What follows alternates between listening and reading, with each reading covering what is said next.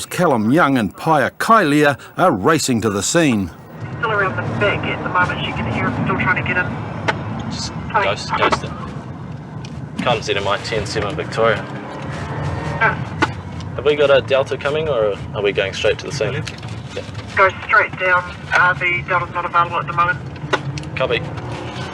So there's no dogs, so what we're going to do is just pull up at the address and run down the back and try and find them. 126, stop.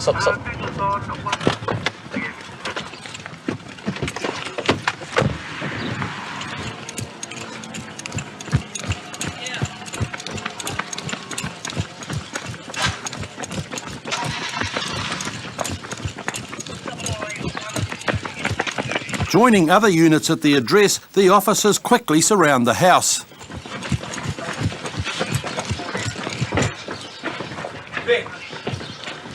Get out of the house. And that was my friend's house. Come to this door.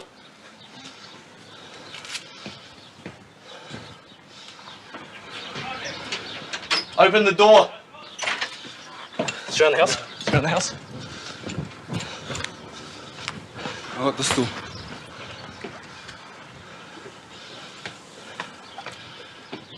Guys, surround the house, one inside. Catching the offender inside may seem like a stroke of luck, but the homeowner is also trapped with him, which means the victim's safety becomes a priority for police. Is he coming out? Let's kick the door.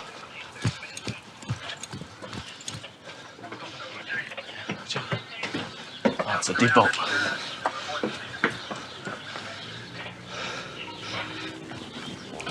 One inside, guys. But before Paya begins to bust down any doors, the offender Aaron decides to come out peacefully, and in trying to play it cool, has a rock-solid story ready for police. What's the story? I come to look, see her, and she thought I was trying to break in. Just quickly, ma'am, do you know this guy? No. How'd you come in? Mate, you're not obliged to say anything. Anything you do say may be given in evidence. You understand that? Just take a seat there for me. Take a seat.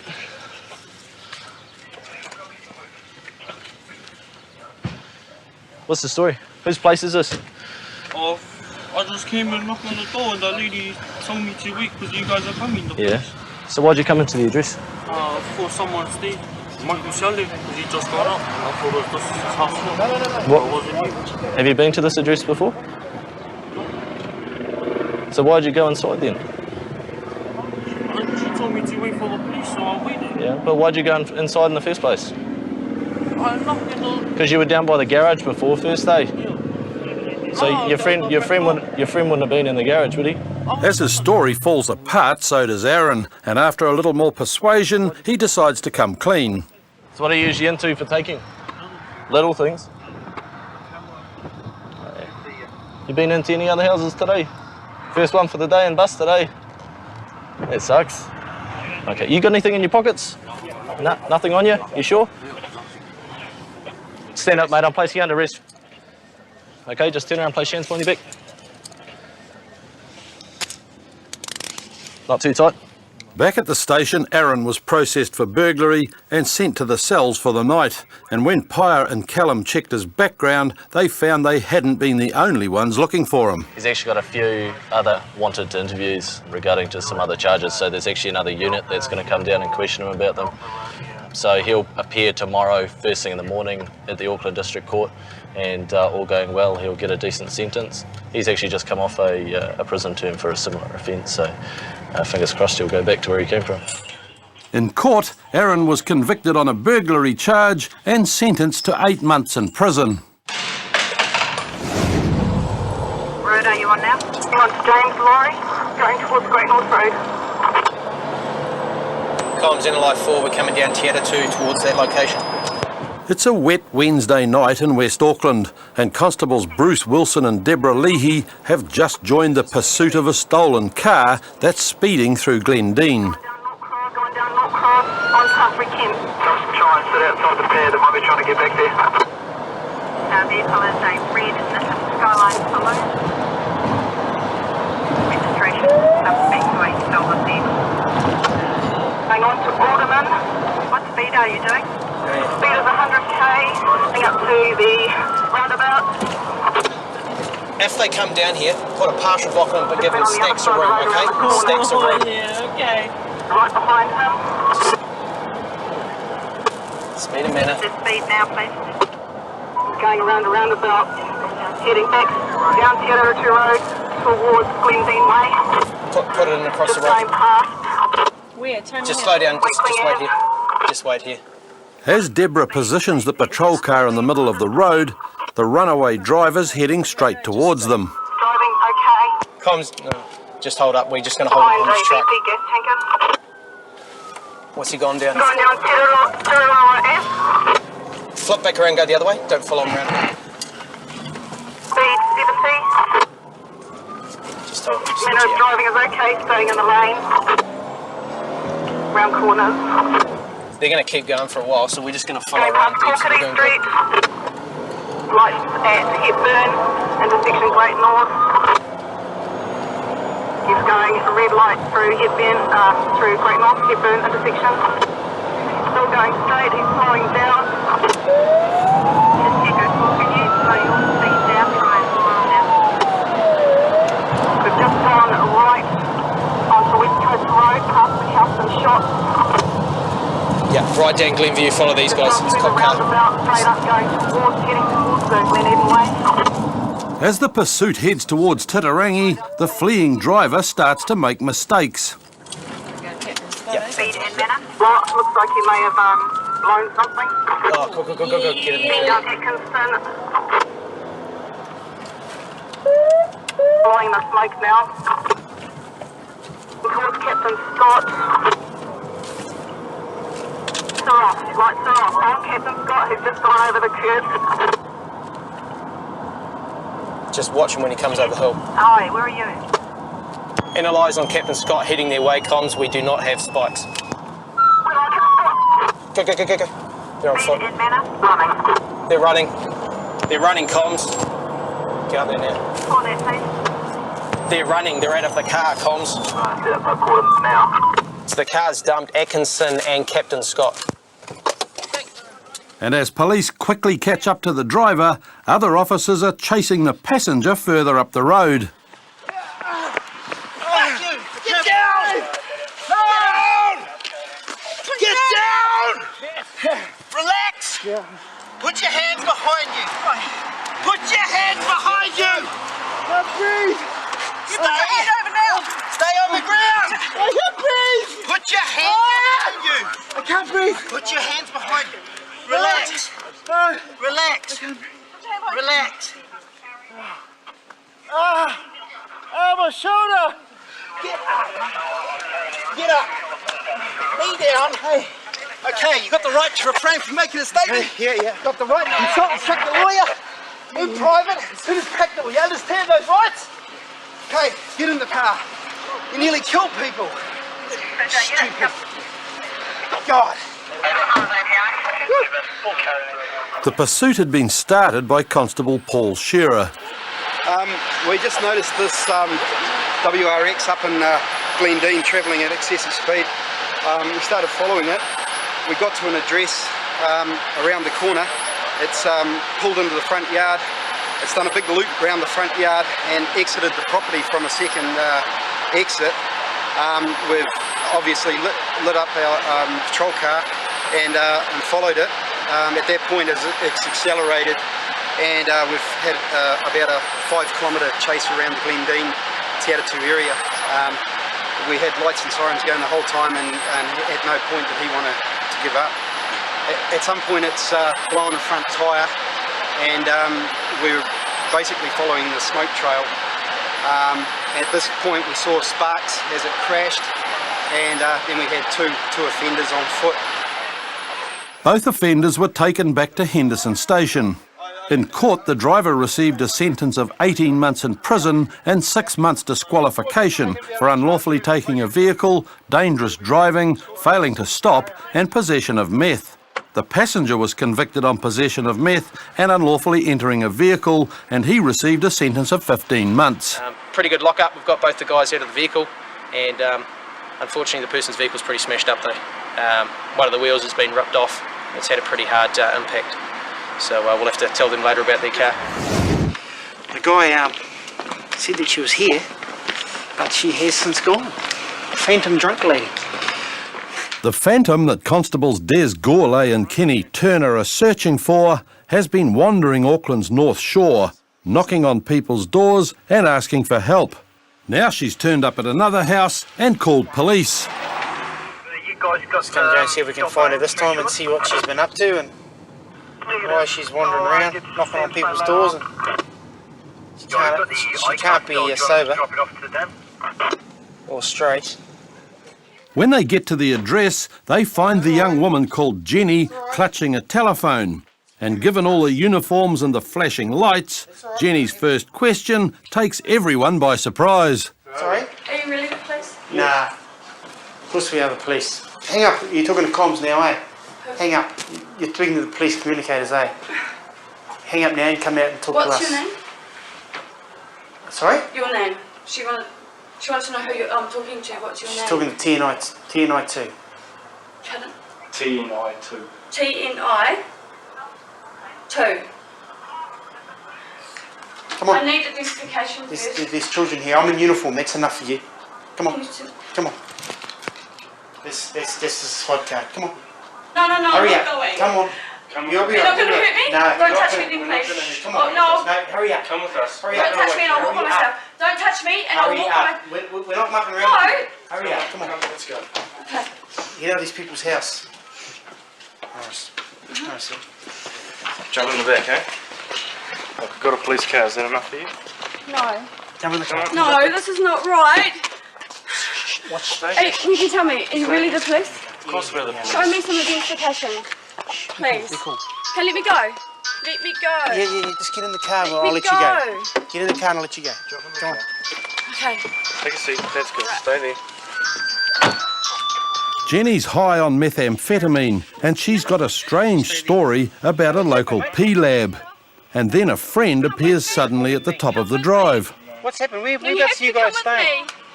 You have to come with me. You have to. Let's come over here. What's happened, mate? Hey? Now you come over here. Don't talk to her. Whereabouts are you guys staying? In Browns Bay. In Browns Bay? Well, how'd you get here? Me? Yeah. I drove. Where's your car? Just there. Okay. Where's this motel she's talking about? I called the police already because I was worried. Yeah. So is that real? About this motel? Yeah. With her? Well, I don't know. That they're cooking pee there? Yeah. It is? Yeah. And a motel in this area here in Northcote. Yeah. What's her involvement? Well, I don't know. She was like... Because she seems a little bit paranoid and... Yeah, well, because I got a text message and and they were like going with the Battens or something, and then I don't know. Okay. Can I go? You won't be able to talk to her because she's been detained, okay? But we're taking her back to the station, okay? You can either follow us and meet us there, or you can do whatever, okay? Okay. She's gonna follow us, dude. So just relax. But it's hard to relax when you're high on P, and Jenny's fear of everyone and everything continues right through her processing at the North Shore Policing Centre. She's obviously been taking P, which she admitted to.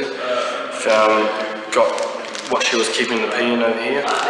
She did give it to us when we found her, and she has admitted to being in possession of the P and smoking it. She's a little bit drugged up at the moment and has said that people are after her, trying to kill her, and so we brought her back here, arrested her for possession of methamphetamines, and she'll be going to court probably tomorrow and find out then what's going to happen. Alright, Rebecca, my name's Rachel.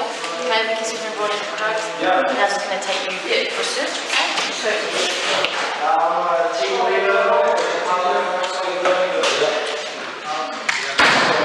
Jenny spent a few hours in the cells before being released on bail. When she appeared in court, she was convicted on possession of meth and fined $350. The P-lab she talked about was never found. It's Thursday night and Mount Wellington constables Jared Evans and Andy Sayer are on their way to investigate some unusual activity at an Onehunga scrapyard. Okay, we've just been called to a job where burglars are quite likely on premises. There's some males unloading a truck full of metal, and it's currently 9:15 at night, which isn't a normal time to be doing that kind of thing. At the scene, police find a car and trailer being loaded with stuff from the yard by two guys and a woman. Hey guys, what are you up to tonight? Well, looks like you're moving some wood round, but it's a strange time of night to be doing that, isn't it? What are you actually doing? Yeah, well, obviously it does look a bit suspicious. A bunch of guys putting stuff on the back of a truck. Do you know whose stuff this is? Well, this is all ready to be taken away. It's all oh, okay. You know that it's rubbish? Yeah. Oh, okay. Okay. So you've talked to the owner? Do you know the owner of this place? They were going to be coming in and putting a bin down, and we asked if we could take some of the stuff. Try and jump on point. Okay. But Pete's attempts to bluff his way out of the situation are about to take a turn for the worse.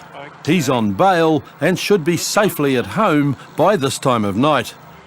Curfew of 2000 to 0700, not to associate with the complainant or the co-offender. To obtain the application on the day this was written from probation officer to keep an appointment, present self at door, not to consume alcohol, drugs and or any unauthorised drugs. Over. You're under arrest, under arrest for breach of bail. Because you're coming with us, you have a right to refrain from making a statement. You have a right to sound instruct the lawyer without delay in private. With Pete being arrested for breach of bail, police still have to establish whether the stuff being loaded into the trailer is rubbish or not, and eventually they find the owner of the yard. Oh, hi. This is Constable Evans from the Mount Wellington Police. Yeah, what we have is we've got some people trying to take the wire that you've got out of the front of your premises. Is that something you intended to keep? Okay. That's pretty much what we wanted to know. So yeah, there have been some people out here with a trailer trying to remove that property. With confirmation from the owner that he wants everything in the yard left alone, Pete and his mate Jim will soon be heading for the cells. I've talked to the owner of those couples and that property, and he says he's not happy with people just taking it off the street. It's not rubbish. So, yep. So as such, I need to arrest you for theft. Yeah. Okay. So you're not obliged to say anything. Anything you do say may be given in evidence. With the two men in custody, police decide not to arrest the woman, who seems to have been dragged along for the ride. But there's still the question of how the car got to the yard. Whose car is this? That's my fiance's. Fiance's. Who's been driving it today? Rex drove it here. Rex drove it here? Who was driving it before that? You drove it? Many hours ago. Many hours. Did you drive it to work? Yeah. Did you drive it home from work? Yeah. You drive it around to pick these two up? No. No? How'd you pick these two up? I didn't pick them up. You picked them up? So how'd they get down here with you? My place. They came to your place? Alright. Anything in this car that I should know about? Us? Okay. Pursuant to arrest, going to search the vehicle, alright? Okay. It doesn't take long for the search to reveal more bad news for Jim. Whose are these? Do you know what's in these? I've seen them before. Yeah. And I do not touch them.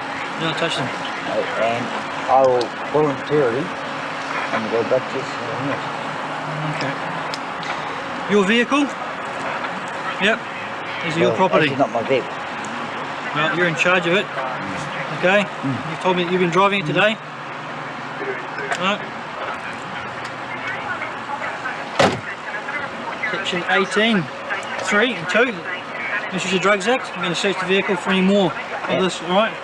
I understand where you came from. I'm quite happy for you to search the car. A thorough search of the car reveals nothing more, and after taking the woman home, Jim and Pete were taken to Auckland Central for processing. In court, Pete was found guilty of breach of bail, theft and possession of cannabis, and received 50 hours community service. Jim's charges were later dropped after he was dealt with on other matters. Auckland constables Dean Burrell and James Henderson are pulling over a driver who only seconds earlier erratically swerved in front of them. Evening, sir. Do you know why we've pulled you over? Don't you want to come over here? And a familiar smell immediately explains Jim's poor driving skills. Do you know why we've stopped you, sir? No. No? I'm going home. You're going home?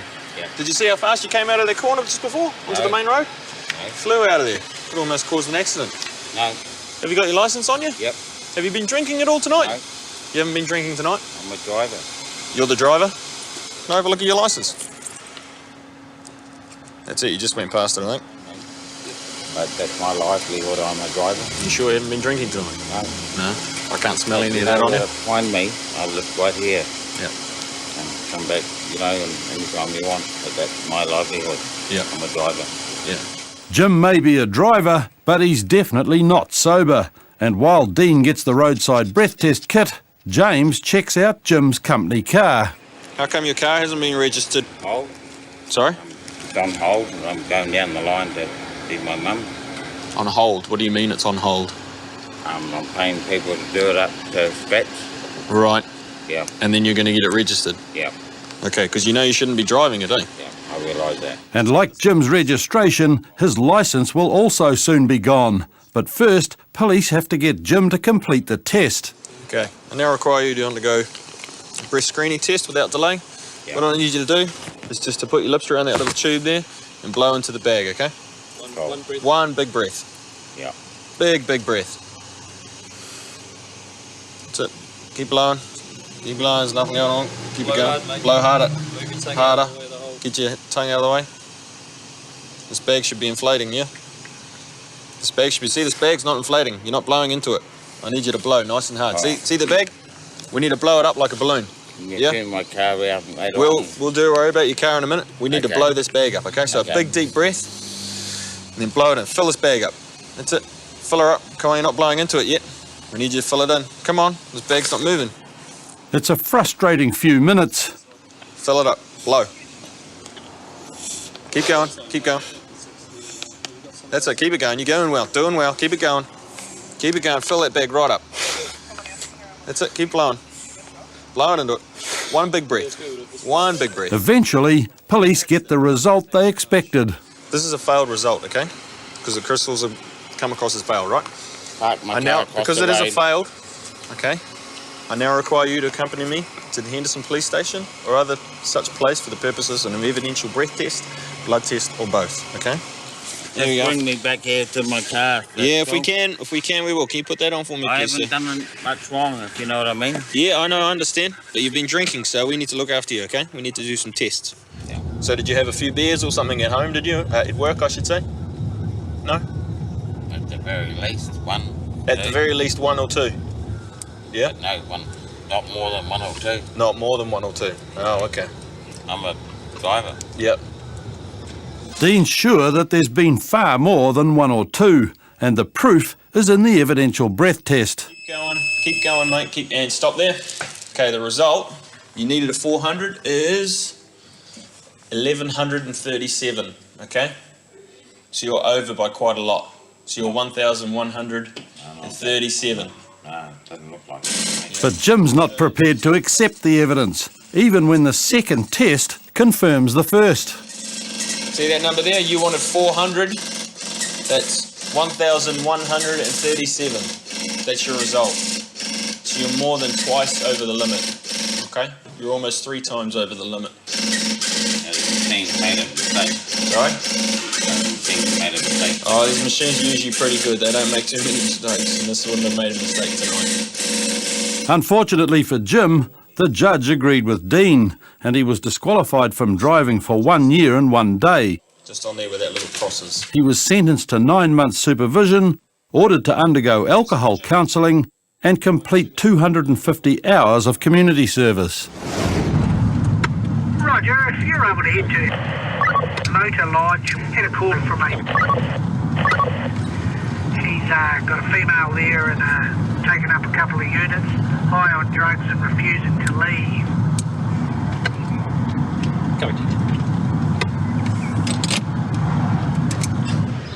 But when Constables Craig Johnson and Lara Woods speak to the moteliers, it seems drugs isn't the only thing the unwanted guest has been doing. We definitely want her out. She's running a brothel up there. She's set 2 of our rooms up and she's got light fittings upside down with meshing over top of it. Okay. Not good for biz. So two rooms, 3 days? She was meant to have 2 rooms for 3 days. Okay. And she's running up a phone bill as well. And I don't think she's all with it. I would say that she's on some sort of drug. That wouldn't be unusual, would it? No, it wouldn't. She's actually done a job on one of the top of the duvet covers, even though it's got a sheet on it. Oh, yeah. All of that duvet cover needs to come off and be okay. cleaned. So what's the damage there? We're quite happy to give it $80 back. Yep. And that would and keep the 100. And that'd take care of everything? That would look after what's happened. But when Craig and Lara go to see Charlene, they find that she's got a number of accusations of her own. What? Hi there, how you going? There you go, right there. I'm just talking to your mate. Who's my mate? Oh, she's one of your police mates. Oh, okay. Well, you can talk to me if you like. Thank you. I don't know, there's the dopey fucking people that own the place are dipshits. Yeah, okay, I'm gonna go and sort it out. Yeah, well, what do you want to know? Well, what's going on? There's obviously something going on. Yeah, accused me of being a hooker. I said I was that right, and I said, well, you look like a fucking pimp. And he goes, well, actually, I'm not. And I said, well, you fucking look like one. Because he goes, no, actually, you do look like the sort of person that would do that. I said, fuck you. I pick spuds for a living in North Otago, you know?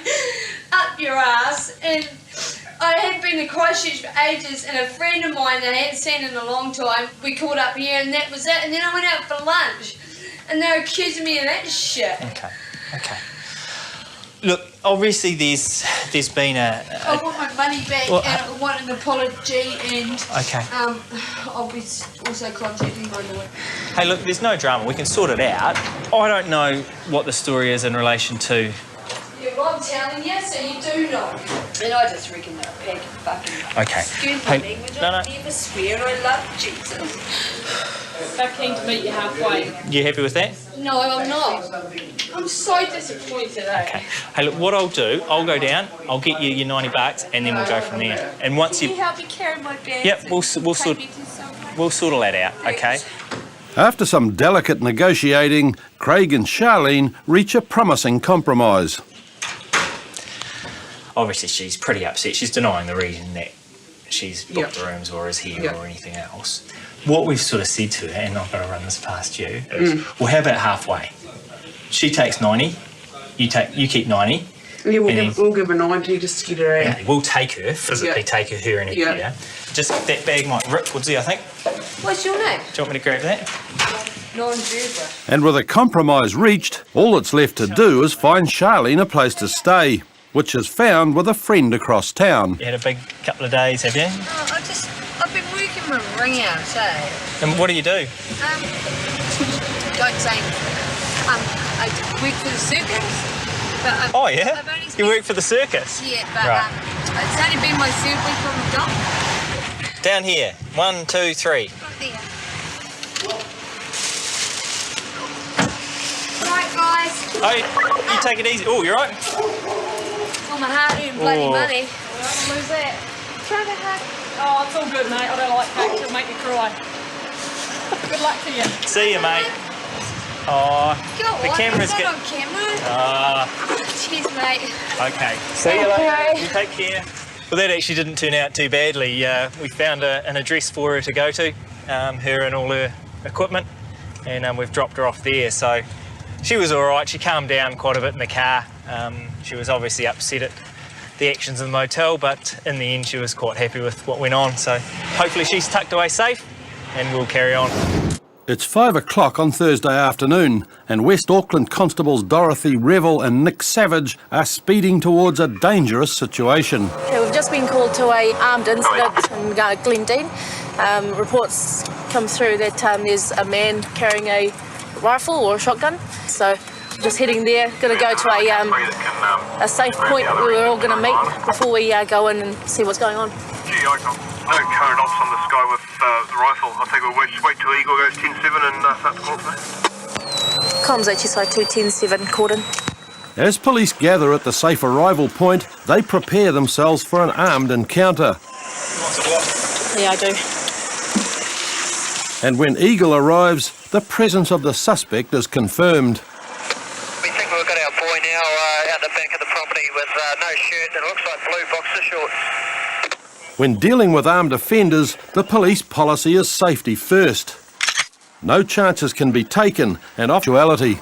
We've got Eagle over here just keeping an eye on the address that this person with the firearm was seen to go in. They've got obs on him, and at this stage he hasn't got the rifle on him. But we're going to shortly make an approach to the house and see what's going on. But before police can make their move, Eagle reports that the suspect has left the house and is driving directly towards their position. There it is. Is that it there? Pistol's out. This one?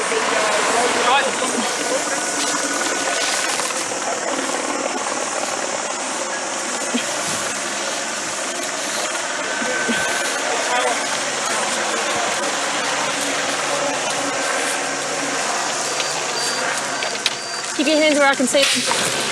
Who's got the gun? I don't have a gun. You were seen walking around with it. That's why we're here. What I'll do is we'll get you to get out, okay? Nice and slow.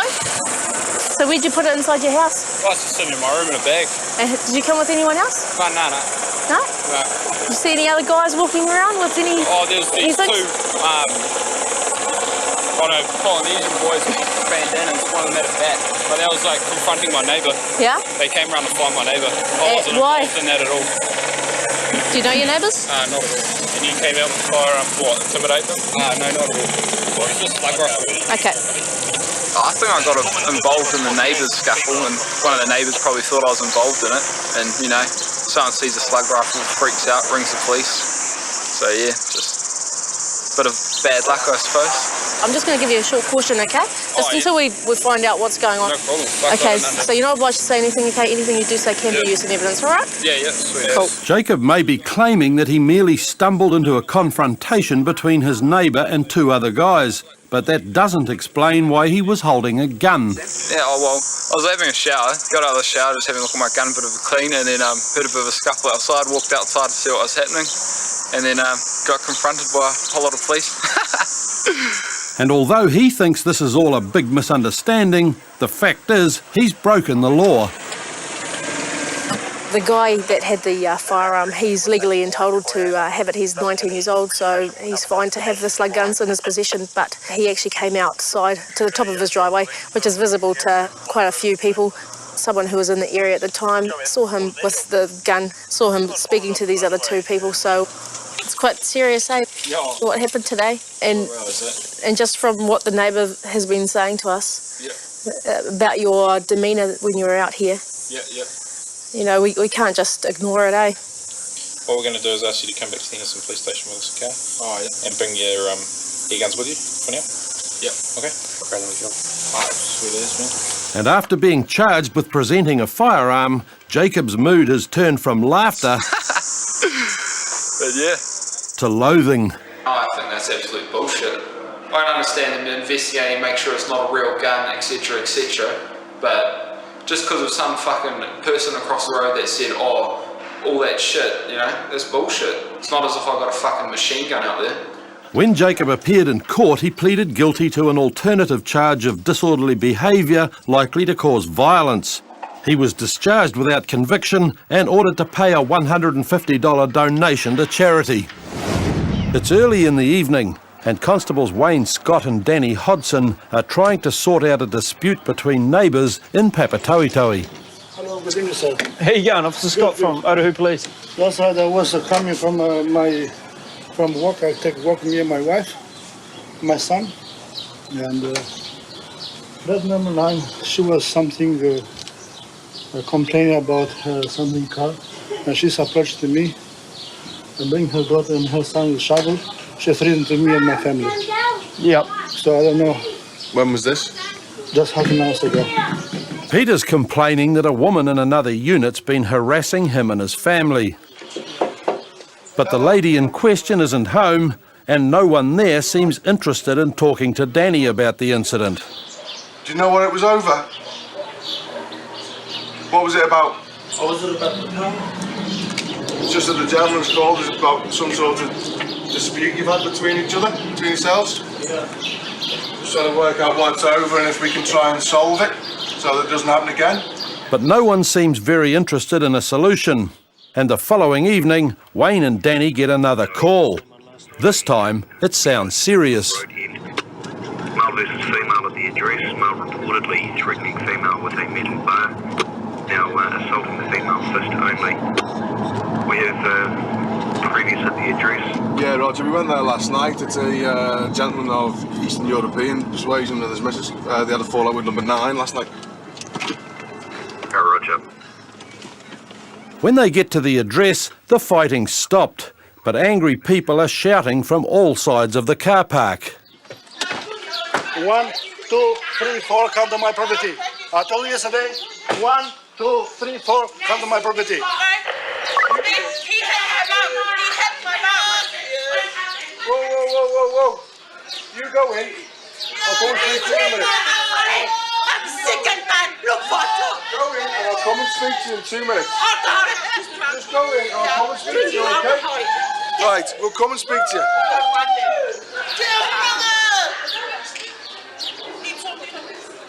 Go in. I got graduated today. Wait, go in. Right, I'll come and speak to you in a minute, okay? We'll just come and speak to you in a minute. Just keep off the street. Let's calm everyone down, yeah? Okay.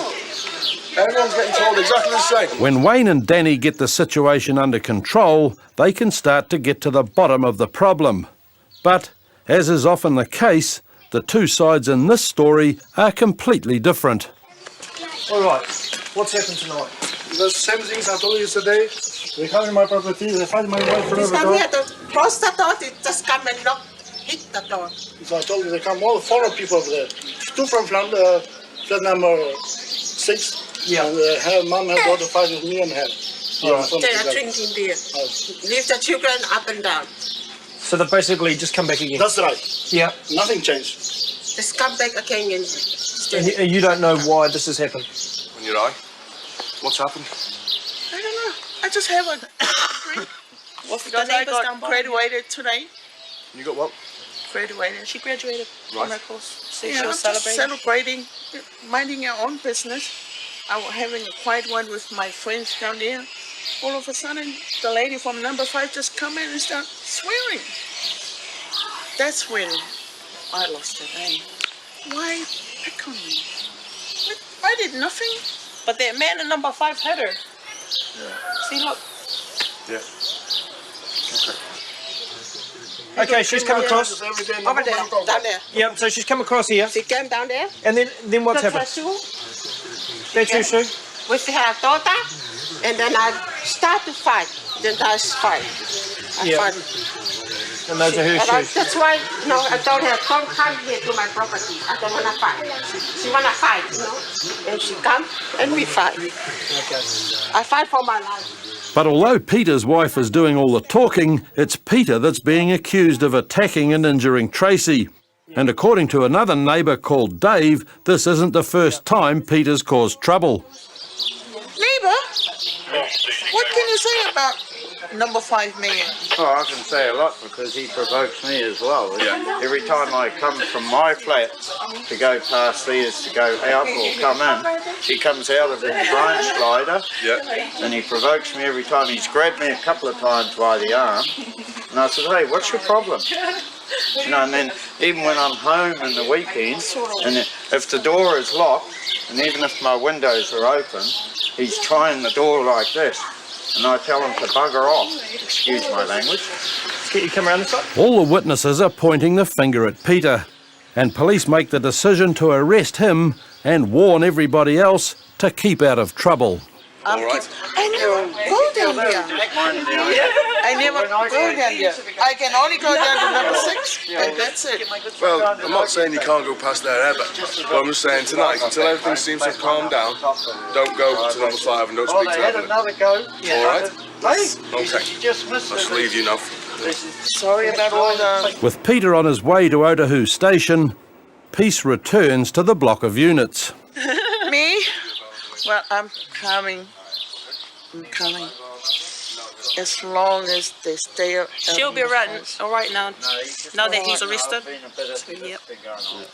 Just make sure no more men hit any more woman. You've been arrested and charged with the following offence: male assaults female. Okay. Now I've given you these rights, so you have the right to consult and instruct your lawyer in private without delay. In court, insufficient evidence prevented Peter from being convicted, and he was returned to the neighbourhood he loves. Next week on Police 10-7,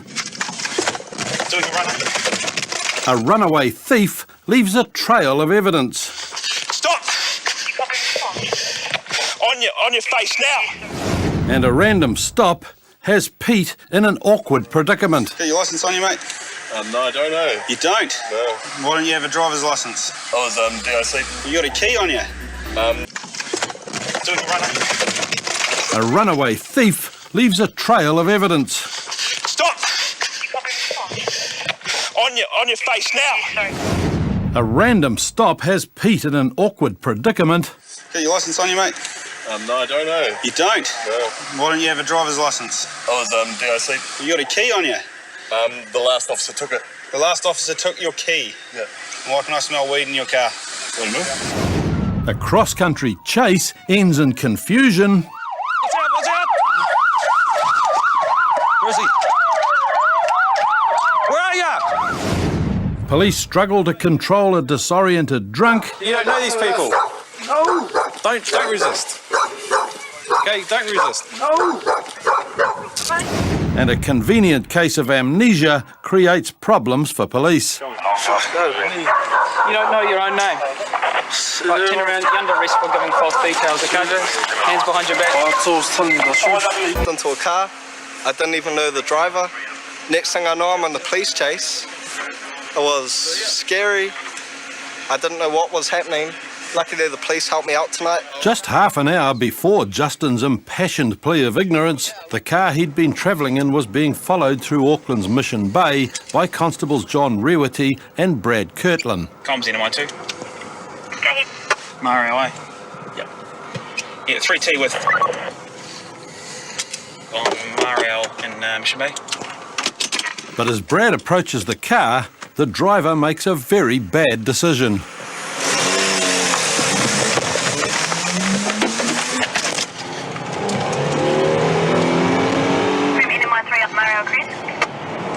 Copy, turning left onto Nye Hill. I think Tolerance stopped. Doing a runner. Comms in on Marrail towards Paddington. With the fleeing driver undressing as he runs, it doesn't take Brad long to catch up with him.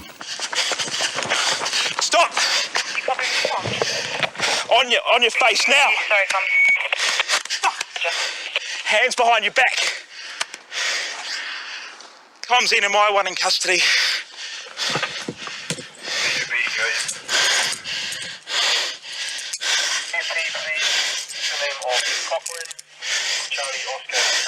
Okay, mate, you're under arrest. Failing to stop. Okay, get up. Up. Stupid thing to do, wasn't it? Why'd you run? Hey? Why you guys chasing us like we're fucking... Shut it, listen to me for a second, okay? Because you're under arrest, you're not obliged to say anything. Anything you do say may be given evidence, okay? You have the right to refrain from making a statement. You have the right to consult and instruct a lawyer in private without delay. You'll be given that right as soon as practical. You understand that? You understand? Yeah. There's stuff all down here. Not yet. As Brad catches his breath, the only thing he's got out of the driver is a name, Frank.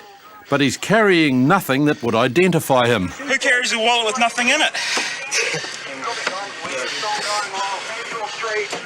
I guess so. We'll get it in here, we'll stick him in here. Sweet ass. Take it back to your partner. He's got clothes and stuff there's dumping as he ran. Is he? All along the footpath here. I think he lost his shoe somewhere as well. Back up in there. Oh, no, it's all, there's nothing up there. All along here, back towards where we stopped him. While Brad's been chasing Frank, The passengers from the car have stuck around to talk to John Rewity, but Justin's story is one police hear all the time. So you don't know this kid? No, bro. I don't know this dude at all, But bro. you might know him. No. Oh, fuck. I just jumped in the car, bro, and next thing I know, everything was fucked. And there's nothing I could do, seriously, brother. There's nothing I could do there, sir. I was just in a bad predicament, wrong place, wrong time. The passengers would all get to walk home, but Frank has major problems, and it seems that he's brought it all on to avoid a ticket. Why'd you run? Why'd you run? What do you got to hide? So I got no license. You got no licence and that's it. It's not the crime of the century, mate. You just stopped and stayed where you were and let us have a chat to you. Everything probably would have been pretty sweet. Instead you tried to take off. Would have let me off. Nah, mate, if all you've got to worry about is the fact that you don't have a licence. Have you been forbidden before? Forbidden from driving? That's all that would have happened. We would have given you a traffic offence notice forbidding you from driving. That would have been it. But a close examination of Frank's car has revealed a number of other issues. It hasn't been registered for a couple of years. So, I don't know what one. So the only reason why he ran was because he's unlicensed driver? It sounds like it. So it's probably just tickets galore for him. Yeah. It's the easy way out. Frank's decision to run has cost him dearly and resulted in $1,000 worth of tickets for no warrant, no registration and driving a prohibited vehicle. Officers Ben Lee and Jeff Gibson are heading to Auckland Central Station when they spot a car making an illegal turn in front of them. For the occupants of the vehicle, the high of their evening is about to come to an end. How you doing? Hey, bro. Got your licence on you, mate? No, I don't know. You don't? No. You got a key on you? The last officer took it. The last officer took your key? Yeah. Right. Who's the car registered to? Me. Why don't you have a driver's licence? I lost it about a month ago. Lost it as in we took it, or lost it as in can't find it? I was DIC. Why can I smell weed in your car? What do you mean? Can you smell weed? I can. Oh, okay.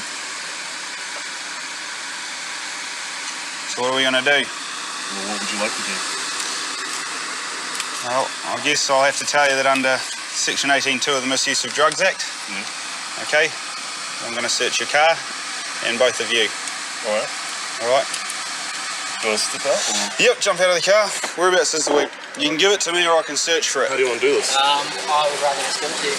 Excellent. Is that all you've got? Yeah.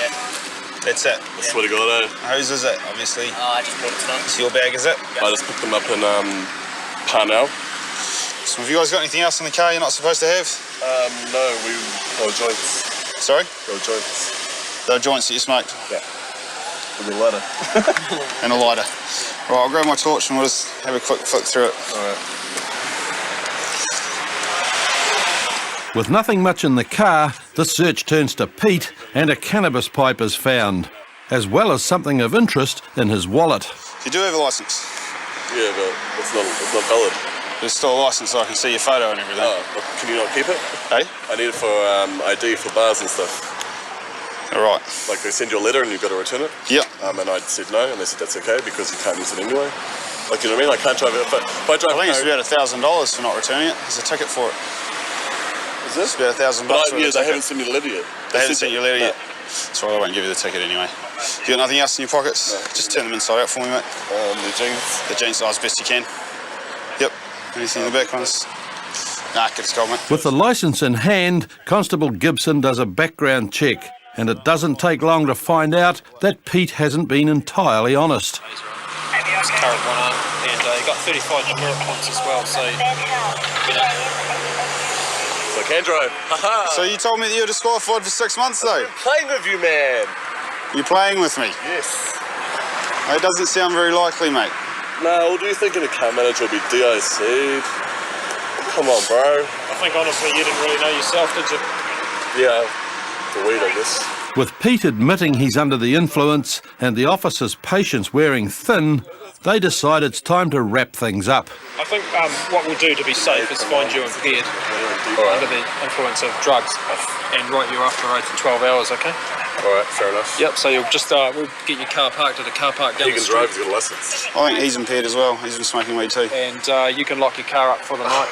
Yep. Oh, alright. Fair enough. This car goes missing in the next 12 hours. We'll be coming out to your place to pick it up. Okay? Inspector. And this could have been the end of it, but Pete just can't keep his mouth shut.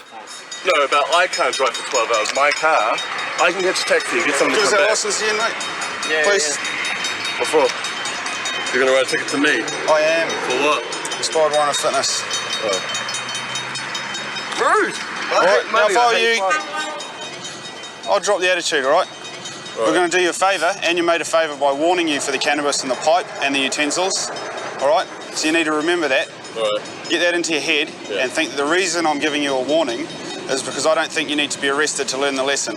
Alright. If you keep acting like a clown and carrying on like you are, then it might make me think you're not going to learn the lesson from a warning. Alright. Alright? Yeah, alright. Pete and his friend were sent on their way with a $200 fine and a stiff warning. Fucking taking my fucking piss. Go over there and do what you're told. Shit. Where's my start point, mate? Is that right? You want to get locked up, boy? At the scene of an accident, police have encountered stiff resistance from the passengers of a crashed vehicle. What is it? You don't know your own name. Right, turn around, you're under arrest for giving false details, okay? Hands behind your back. And Delta Unit Paul Cleary and his dog Stone have been called to track down the driver who's bolted into nearby properties. Where are you from? I live here. Oh, okay. Did you see the guy run? No, I just saw some fella run out there and went that way. With confirmation the driver's run through here, it's not long before Stone picks up a scent.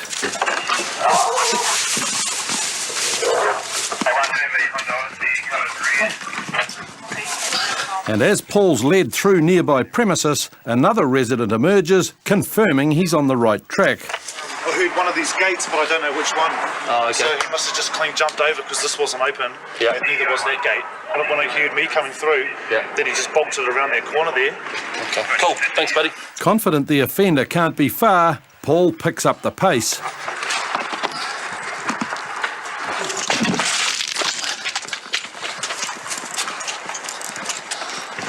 But the trail runs cold as abruptly as it started, and it appears this offender may have given police the slip.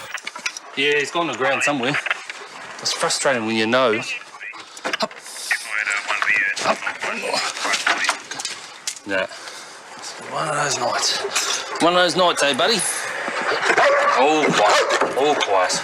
But this night is far from over, and before Paul can catch his breath, he's called to assist with another dangerous driver.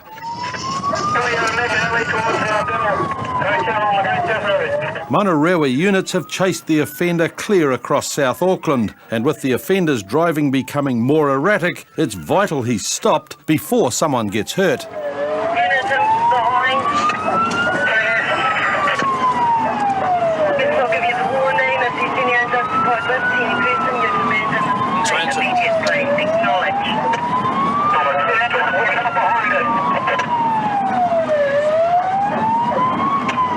By using a shortcut, Paul hopes to get in front of the offender, but any advantage is lost with the arrival of an unexpected obstacle.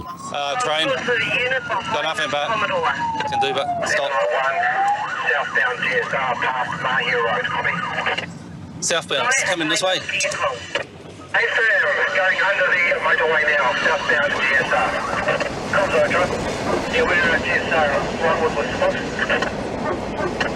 Gemini still southbound, I believe the vehicle has been... And the short delay is just enough for the offender to get away from Paul. There it goes. But up ahead, another unit is getting into position.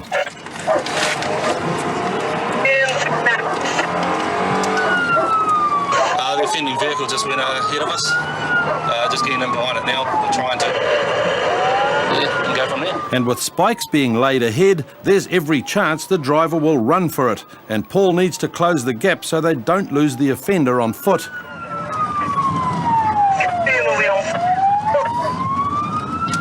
And sure enough, with his tyres blown out, Bob tries to dash for freedom.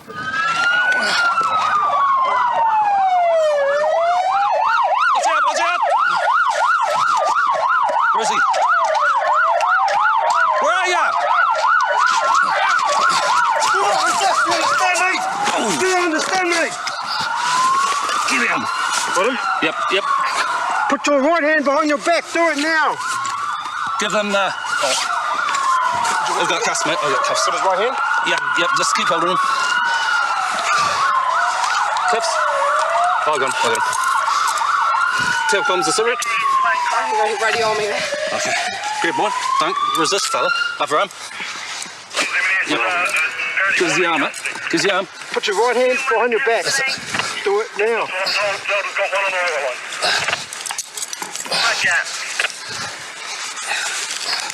Cool, done. Cool. Give him his rights. Comes out of here. Mate, you're not advised to say anything. Anything you do say, mate, you get it. With Bob's reckless night at an end, he'll soon find himself in a comfortable cell. The best place for people like him who are becoming an increasing danger to the public. It's just a everyday sort of thing out here in South Auckland. The way he is driving, he could have easily have killed an innocent member of the public, so they need to be stopped, and that's what we're here for. And after a search of his car, it becomes clear why he decided to run. When we searched the vehicle, we located some drugs, believe it to be meth, and a big knife. Bob pleaded guilty to charges of dangerous driving, failing to stop, and possession of a knife and methamphetamine. He received 180 hours of community work and was disqualified from driving for 6 months. It's mid-morning in Rotorua when constables Di Edwards and Zane Conda stumble across a man who is hastily trying to avoid a police encounter. What's your name? Hey. Hey. Oh, yeah. Where do you come from? Where do you come from? Where do you come from? From Lake. Do you live here? I don't know where. Oh, come on. From here. Do you know this person? Who lives here? Yeah. Should we go and ask her? I'm just making sure that we know the people here. Yeah. Come here. Should we go and ask him? Yeah. Okay, I'll go and ask him, mate. Yeah. Just stay with me, eh? Just stay. Remember me? We had a talk there a while ago, eh? My partner Di's just found this drunk guy. He's a well-known offender. I can't remember his name, but we're just making sure that he's welcome at this house.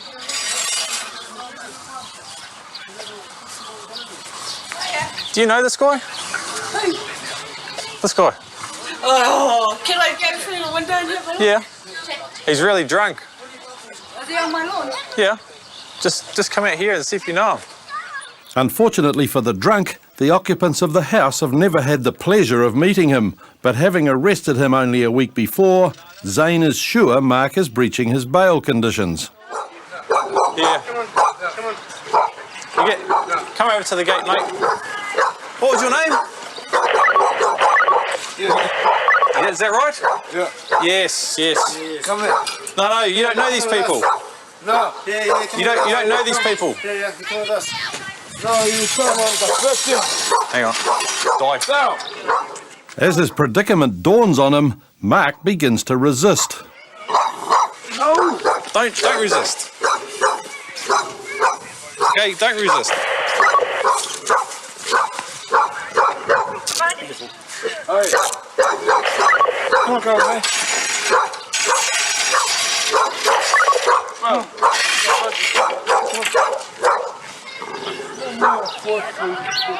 No.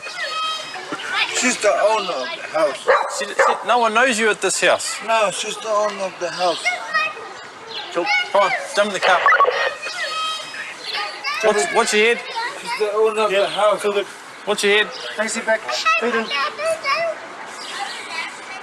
We'll probably take him back to the police station for a detox. He's really drunk. He's quite an aggressive sort of offender sometimes. Yeah. How much have you been drinking today? Myself. Yeah, yourself. I don't know. Ah, copy now. But she's the one that's telling me. No, how much have you been drinking? About 3, 4, 5 cans. Oh, okay. That's not many. Doesn't smell like it, eh? What have you been drinking? 6 cans. 6 cans. What have you been drinking? Eh? What? beer? Beer. Oh, beer. Beer, and that's Mister. Yeah. I'm not telling you shit to you, sir. But you know you're not supposed to be drinking, eh, while you're on bail? I didn't know. You don't remember signing that little bit of paper? I didn't know. We'll go back to the station now and check it out.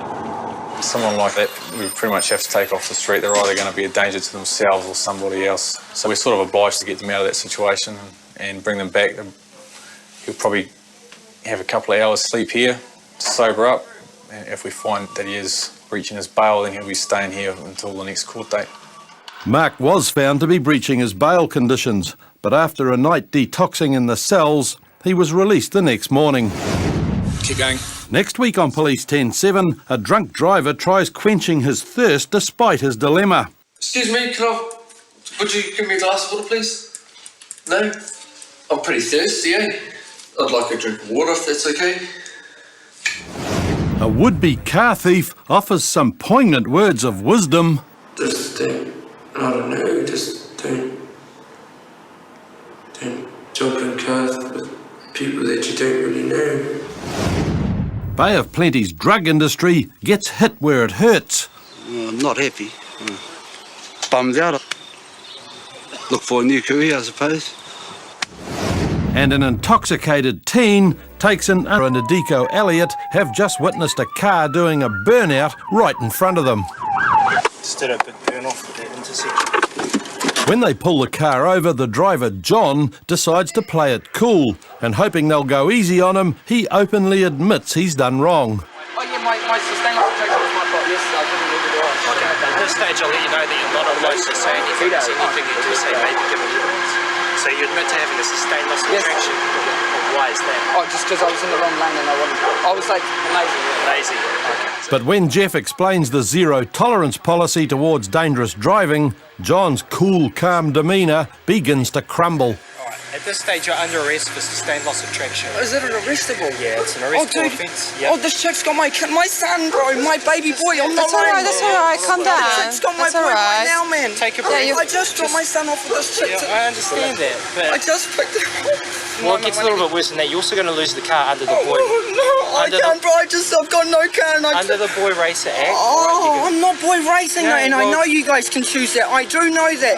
I was not boy racing, man. I'm not a boy racer. I'm a bloody father, man. man. Under the Boy Racer Act. But I'm not like that, and I whose promise car you is that. it? Mine. I just fixed it, and it's all just going. I've got my pre-warrant. Comes ATI, 3 online. I've just spoken. I sympathise with you, but it's the law. Okay? With his fate sealed, John slowly melts into a blubbering mess. Please just stop there. Just stop. No, you need to take a break. I'm not trying to.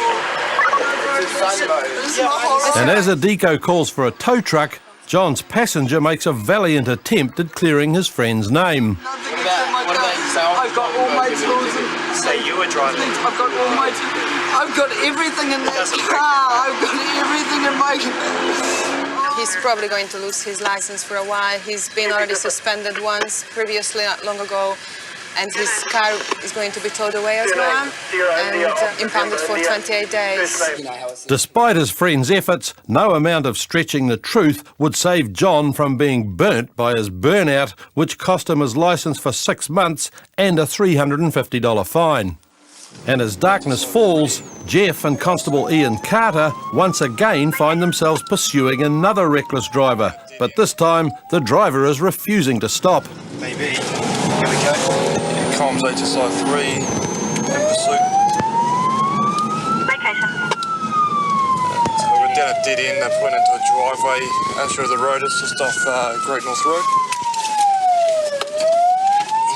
Confirm on the property now. Donna, we've got them blocked in. You go up Great North Road from Henderson. We've got them stopped. Roger. Why didn't you stop? You're under arrest. You're not a place to stay. There's anything you do, so give me a hand. Give me a hand. Hey, listen to him, mate. I've got nothing. Well, why didn't you stop when the flashy lights start? Because you got no licence, you see. Okay. What's your problem? no license. Well, what if you show the front? Well, there's no need to do a runner for that, eh? That's not going to help you. Come over to the car, please. No, we'll do that later. But the lack of a licence isn't the only reason Bill ran, and when a search of the car turns up marijuana, police attention turns to Bill's passengers. Ladies, just so you know, there's some, don't worry about that at this stage. There's actually cannabis under the seat there. So we're now invoking a drug search, all right? Hey, listen to this. Under Section 18, Subsection 2 of the Misuse of Drugs Act 1975, all right? We're going to be searching you guys in the vehicle, all right? Because you guys have been detained for that purpose. You've got the right to refrain from making a statement, the right to consult and instruct the lawyer without delay in private, okay? Hey, you've been warned already for your language, okay? When Doreen doesn't heed the police warning, her arrest for disorderly behaviour is immediate. Making a statement, the right to consult and instruct the lawyer without delay in private. And Jeff soon discovers the reason for Doreen's attitude. Is there any meth or just a pipe? I don't know, I haven't. I've only got so far as that. All right, we could go through that at base if you want. Oh, yeah, sweet as. Okay, at this stage, the female I've arrested has got a methamphetamine pipe, possibly methamphetamine. We haven't checked through her bags properly yet. There's also, where she was situated in a vehicle, a small bag containing a small amount of cannabis sitting on the footwell where she was. And the larger bag of cannabis was on the other side in the back seat, just tucked underneath the passenger seat. We're just going to continue to search the vehicle, see if we can locate any more illegal substances. And you got more? With an illegal weapon added to the list, police wrap up the search. But when a background check on Bill comes through, Jeff realises how lucky they were that Bill cooperated. WTI, forbidden to drive. There's also a caution there that says when dealing with him carries and presents knives at police. Was entered a couple of months ago. Whose is the knife that was in the car? No, your knife, okay. Where have you come from? Well, they wanted to leave. We just came back to south. Oh, you got snapped. You're going the wrong way to go south. You were coming down the hill. South, you go up the hill. You're lost. Yeah, they were telling me. You should never take directions from someone who's stoned and drunk. Yeah, I was hungry. Oh, you're hungry. But while the girls may have gotten Bill lost, there's no doubt where he and his friends are going now. And in court, Bill received 2 months imprisonment and 6 months disqualification for failing to stop and driving while disqualified. Beth received 40 hours of community service for permitting drug use in a vehicle. I was just driving down to Glen Innes to do my shopping, as I always do on a Friday night. And I have to tell you that, yes, my heart did take a drop when I got pulled up. Earlier that evening, Guy had tried to avoid the Auckland booze bus, but unfortunately for him, Constables Patrick Dean and Lee Tai had set up to intercept runners just like him. We're going to become the chase car, so we'll be sitting up the road and just waiting to see what cars do U-turns, and then we'll be stopping them to see what their reason is. Not always alcohol, sometimes it's because the cars aren't up to standard or they've got the wrong class licence, but always definitely worth trying to catch up with them. And it's not long before Guy makes the U-turn that could cost him his licence. Yes. Go ahead, 19. Okay, we're just going to go off with this car now, who turned quickly into this driveway. Oh, I see what I have to say. Can you pass me my hat? Hello. How are you tonight? I'm gone. You're gone? Yes, sir. Why is that then? What do you mean by you're gone? I'll blow that. I'm done for drunken driving. You're done for drunken driving, so you have been drinking tonight? Yes, sir. Okay. I'll just get you to do a little test here to confirm it. Have you done one of these tests before of blowing in the bag? No, sir. Okay. Now, the driveway that you pulled into here, do you know the people who live here? No, sir, I don't. Okay, why did you pull into that driveway? Well, I was going to the supermarket. Yes, and you were going to the supermarket and... Yes, yep. And so why did you pull into this driveway? Because I saw that down there, sir. You saw the checkpoint? Yes, sir. Okay. So how much have you been drinking tonight? I've had 4 glasses of wine. 4 glasses of wine. Over what sort of period of time? Oh, a couple of hours. Okay. And you think that'll put you over? Yes, sir. Okay. Guy's open admission is not something the police get very often. And while a breath test is the next step in the process, Guy doesn't believe it's necessary to prove the inevitable outcome. Haven't used these for quite a while. Okay, I know it's fine. Now the idea of this is just to put your lips around the tube there. I'm done. And blow. I'm gone. Okay, well let's see what the test says first. And just put your lips around the tube there. I'm gone, sir. I'm finished. Okay, and continue blowing until the bag's fully inflated. That's great if you keep going. No, we need a little bit more to continuously blow. Yep, keep blowing, and a little bit more. There was it. Okay. You can see their green crystals have gone past that yellow line. Yes, sir. So I suspect now that you are driving over the limit. So what I'll do is I now require you to accompany me to either the booze bus or any other such places for the purpose of evidential breath test, blood test, or both. Convinced this is the beginning of the end, Guy accompanies Patrick to the booze bus. I'm gone. I'm very sorry. I'm done for drunken driving. And after some belated formalities, I'm Guy. How do you do? Guy, good. Patrick moves on to more pressing matters. These are just designed so that anyone can do it.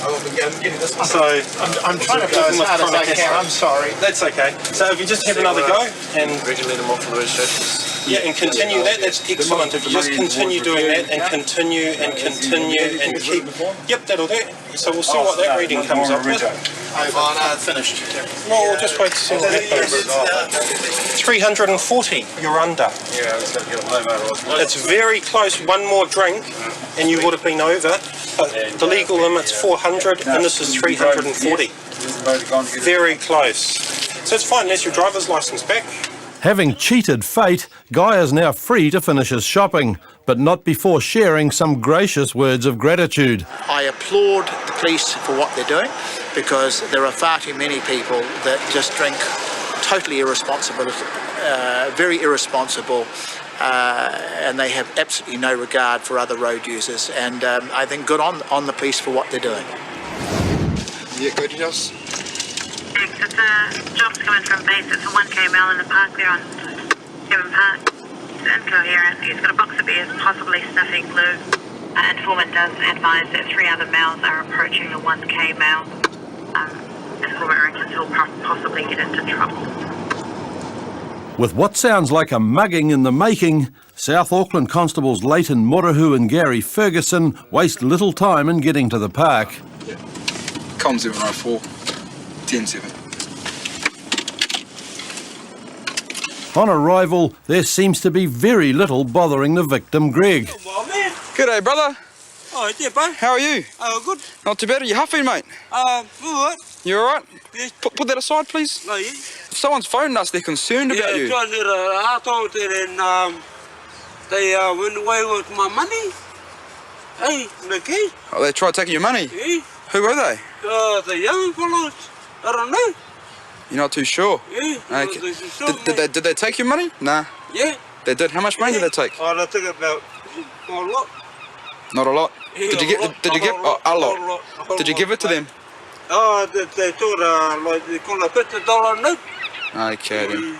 Foggy from the solvent abuse, Greg has trouble giving police any details. But in this state, he was an easy target for the thieves. How long have you been here?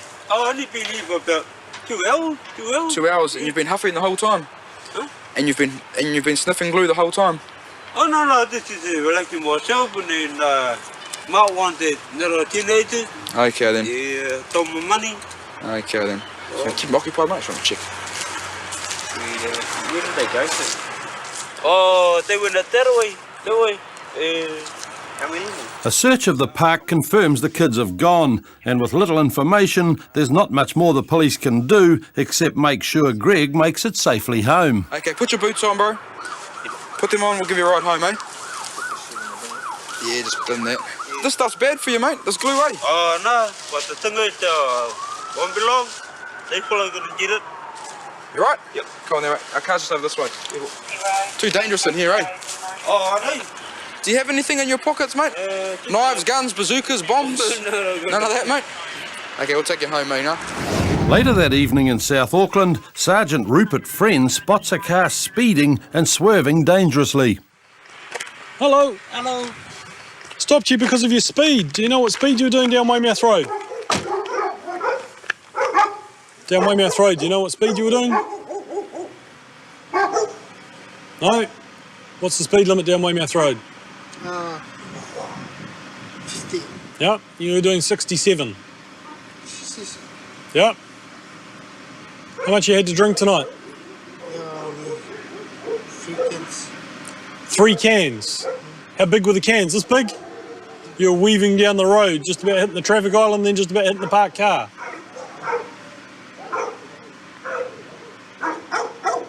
And your head's going like this while you're talking to me. You got your licence on you?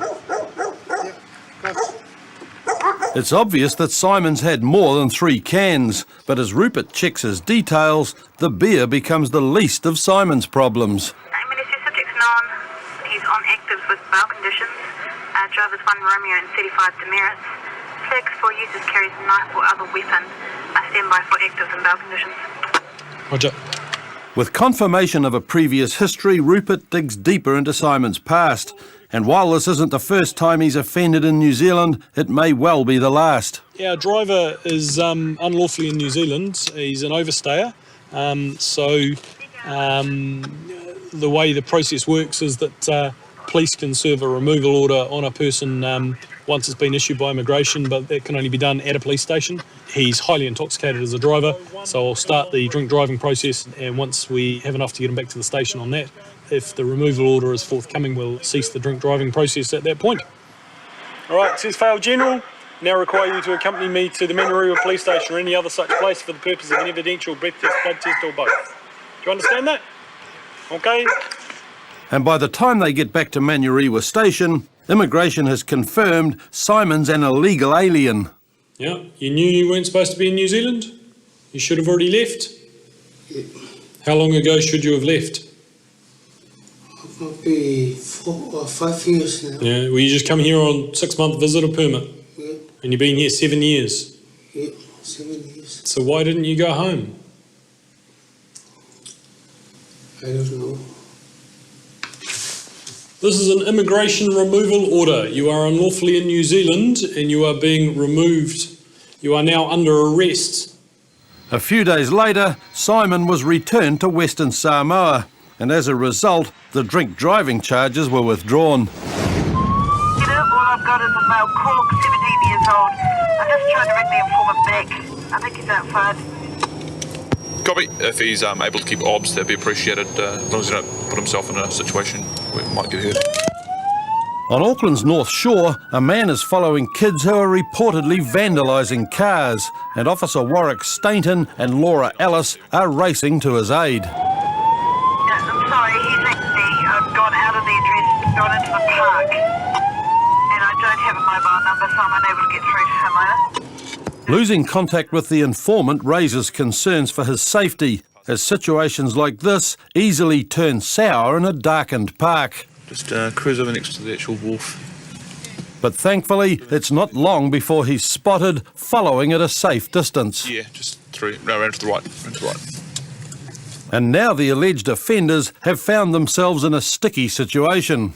We've just been to see the informant, who's basically at the end of the day, the window's been smashed, but a car across the road has been egged and vandalised. So he's given us a description. I think pretty sure there's someone down here with the team policing unit who matched that description. Yep. We're just going to go down there and have a chat to him and bring him back and get him to explain himself to him. Just come down and speak to me for a second. Hey, what's this I hear about you egging a car? I haven't egged anything, sir. You haven't egged a car at all? No. You sure? Yeah, I'm certain. I've actually been done for egging in the past. And have you? Back, yeah. Are you really, really sure? I'm 100% sure I have. Okay. If I was to tell you that I've got someone down there, quite a nice middle-aged gentleman who's seen you do it, what would you say? I'd say he's not telling the truth. Or he's not telling the truth? Or he's got him mixed up. I haven't been egging, sir, I promise. Okay. He gave me a description which pretty much matches you in a sorry, excuse the pun, but in an eggshell. So... I haven't been egging, I promise, I swear. You haven't been egging at all? So look at your hands. The other side?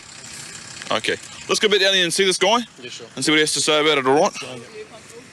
With a history as an egger, Clinton's innocent pleas aren't fooling anyone. And upon closer inspection, police discover evidence of his foul exploits. What's that? It's my strap. Yeah, what's the gooey, egg yolky looking stuff on it? Let me look at your hands. Put your hands out. I was touching them with my finger, but... I can see a streak of egg along your arm there. That's a cut. Is it? Yeah. It's like crusty, dried up stuff. It does. I haven't been egging, I swear. This is what's going to happen. I need you to be 100% honest with me, all right? And that will affect the outcome of the situation, okay? Has someone from your group been egging? Yeah. Yep, okay. What I'm going to get you guys to do, as a group, is to go back, come back here, take off your top layer of t-shirts and clean the egg off the vehicle. That will avoid you being arrested. Does that sound fair? Yeah, that's fair. Okay. Do you want to cruise back to your mates? Just bring them back here, clean the vehicles down. It wasn't on me though. Yep. All right, mate. Admitting defeat, Clinton crosses the road to get his friends on the other side, where they hatch a plan to clean the egg-coated cars. It's not fair that someone wakes up in the morning and their car's covered in egg.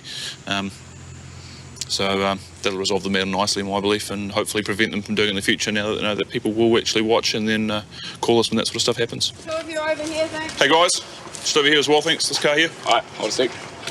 Just the parts with the egg on it's fine, guys. Yep, sure. You guys are so lucky you're not going into the cells, though. Is there any more? Is that it? Get it done quickly and then you guys can all leave, eh? Though it may have seemed like a harmless prank, the boys have now found the yolks on them. Though they all agree a blemish on their shirts is better than a stain on their records. So tonight you've got egg back on your jerseys, and that's all. Next time you won't be so lucky. Next time it'll be in the can, back to the station. Fingerprinting, photograph, it's the real deal. It's big boys jail, all right? Swears, guys. Straight home right now, all right? We don't want to see you out on the street again tonight. Thanks, guys. With another case cracked, the eggy offenders scramble home, grateful their bacon's been saved from a night in the cells. Next week on Police 10-7, racial tensions run riot on the streets of Auckland. You get an Asian calling a Māori boy a nigger. What do? This Māori boy hurt him. I wanted to fucking maim him. I wanted to send him back to China in a fucking box, man. And a backwater boy racer vows revenge when his car gets confiscated. Oi, we'll go home and get my Hilux and we'll fucking get revenge. We're gonna ram lots of signs over. Well, you get your Hilux and you chuck a trailer on, you put this on the trailer, because it's not right. Tonight on Police 10-7, Get in the car. racial tensions run riot on the streets of Auckland. You get an Asian calling a Māori boy a nigger. What do? This Māori boy hurt him. I wanted to fucking maim him. I wanted to send him back to China in a fucking box, man. A backwater boy racer vows revenge when his car gets confiscated. Oi, we'll go home and get my Hilux and we'll fucking get revenge. We're gonna ram lots of signs over. Well, you get your Hilux and you chuck a trailer on, you put this on the trailer, because it's not right. A drunk driver rips through the streets of Auckland. Comms, we're travelling about 47 k's an hour. And a squabble between siblings turns sour. My brother fucking punched me in the face more than once. Okay. And Constables Hayden Petherbridge and Scott Johnson are responding to a call about a theft from a downtown bar. But the offenders are described as male Māori, medium build, short curly blue jeans and jacket. He's on foot heading down customs, copy. He kicked down the toilet and toilet door, and stole a wallet. With this guy here. Yeah, unfamiliar. Whereabouts is that? Comscruff and I were off with that mail now. By the time police get to the scene, two passers-by have caught and held the suspect. Okay, you're under arrest for shoplifting, okay? No, I'm not shoplifting, mate. Yep. I'm not shoplifting at all. This guy should let me go. We'll let you go when the man's got you.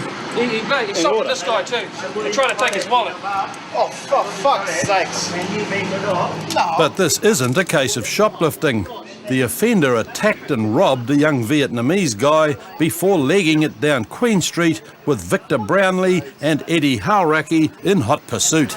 Right. Yeah. Your fault, mate. Hey, that might be a threat. Definitely. Is that right?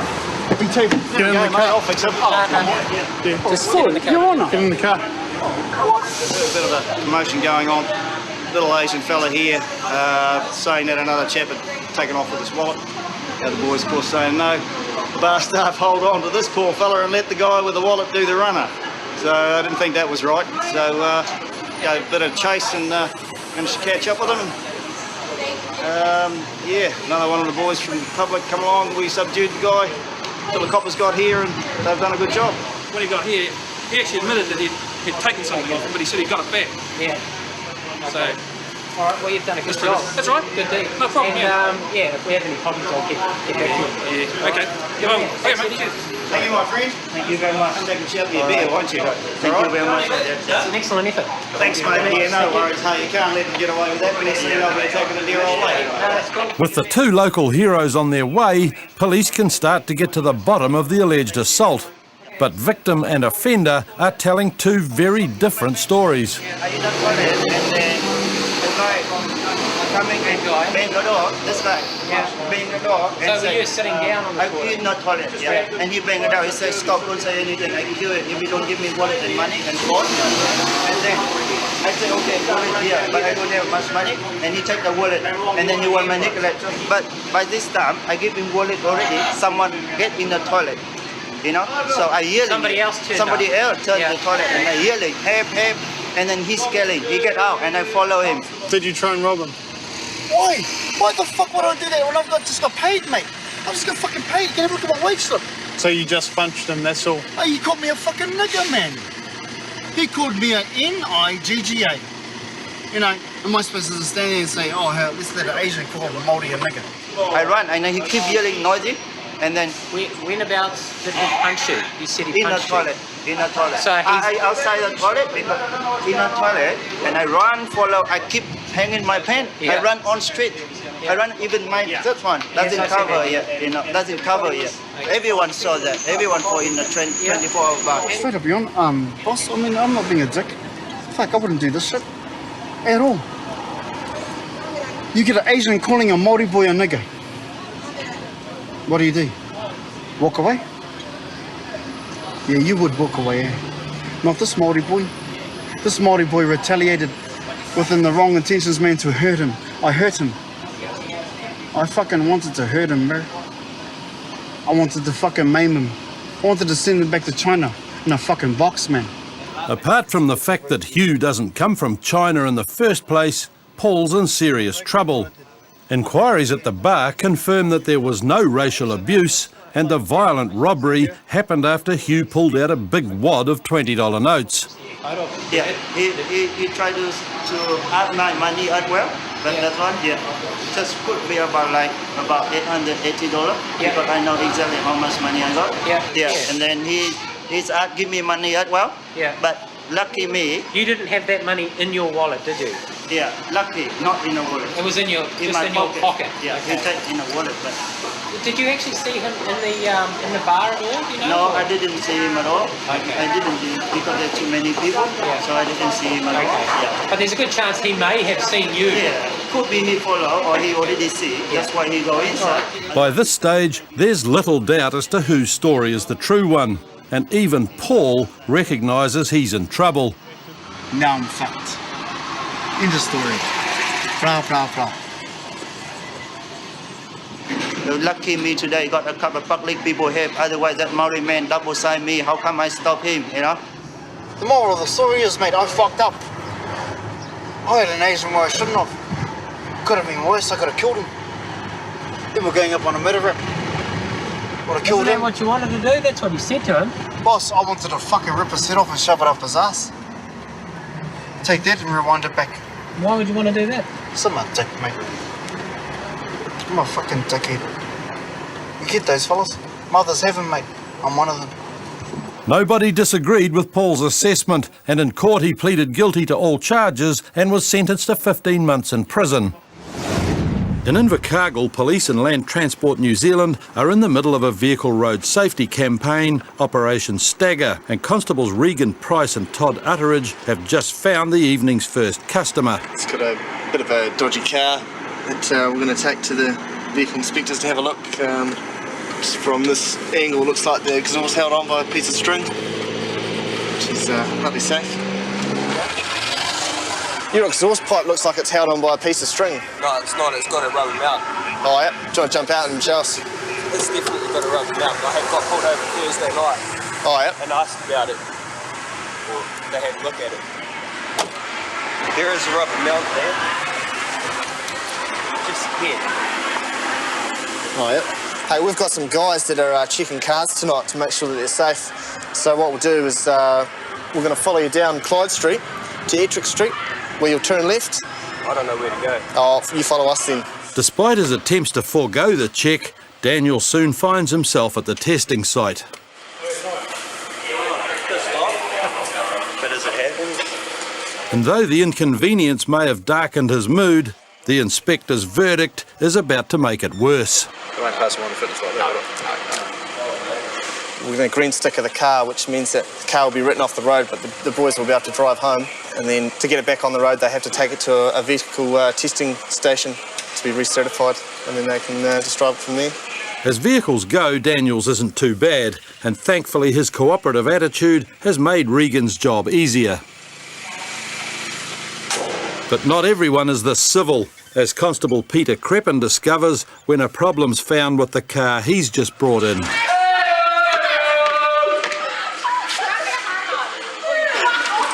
So shit. No brake fluid in the back part of the master cylinder. There's possibly no brakes in one part of the circuit. Nah, it's mid. No, it's not with it. No. It's probably worse than the one last time. At least they had, good brakes on the front. While no brakes is the deadliest of this car's problems, it's not the only one. And after consultation with the LTSA, police decide to remove it from the road. Cops again.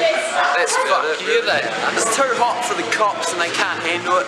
They're just too jealous. They're just gonna fucking be gay. They just don't want us cool. Yeah. What's the story? There's no brake fluid in your brake cylinder, mate. Oi, bullshit! I'll fucking decide.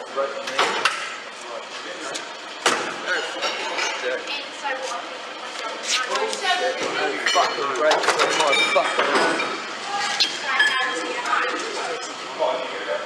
what the fuck? No brake fluid, is that it?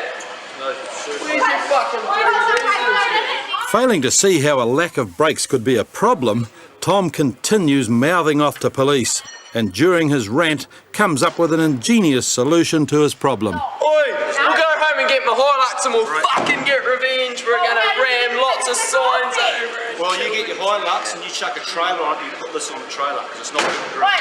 Can you let us take it home to fucking Gore at least? No, So this choice, you're going to push it on the road now and lock it up. We'll lock it up now.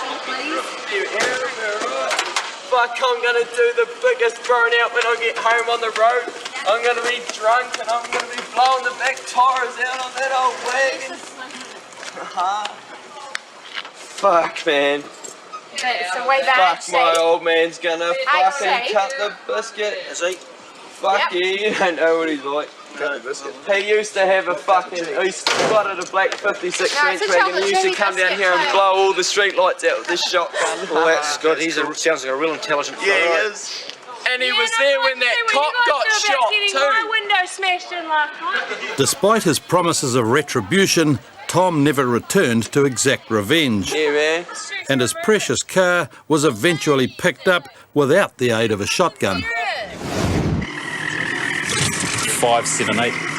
It's on Great North Road. We're just going to go 3T with it.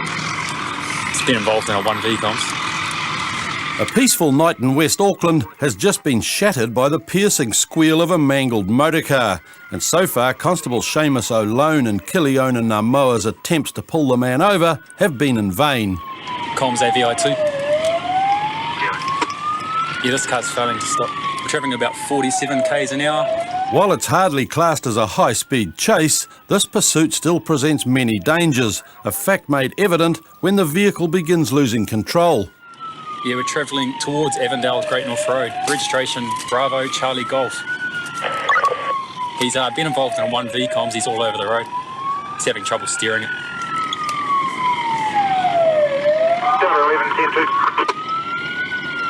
Comms, we're travelling about 47 k's an hour. Nil traffic, just weaving in and out of 2 lanes.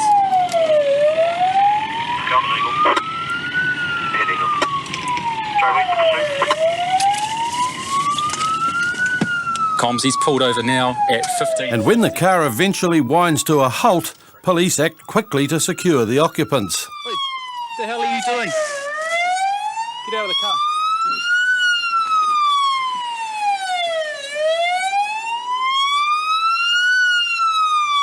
No problems, car stopped 2 miles out of it. Why didn't you guys stop? I don't know. The driver was drunk. I didn't Yeah. know that he was drunk. All right. Yeah, I know. I thought he was okay to drive. Okay. Yeah. But as the passenger now knows, Peter is far from okay to drive. And is as capable of controlling a vehicle as he is of completing a simple breath test. Blow into this, put your lips around here and blow, and keep blowing until I tell you to stop, okay? Blow. An easy task he simply can't get a hold of. Are you blowing into this?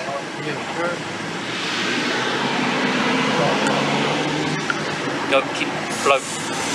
Keep blowing, keep blowing, keep blowing, keep blowing. Just do it again, bro. Keep going. Wait there. Take a deep breath. When I say blow, blow, okay? Until I tell you to stop, okay?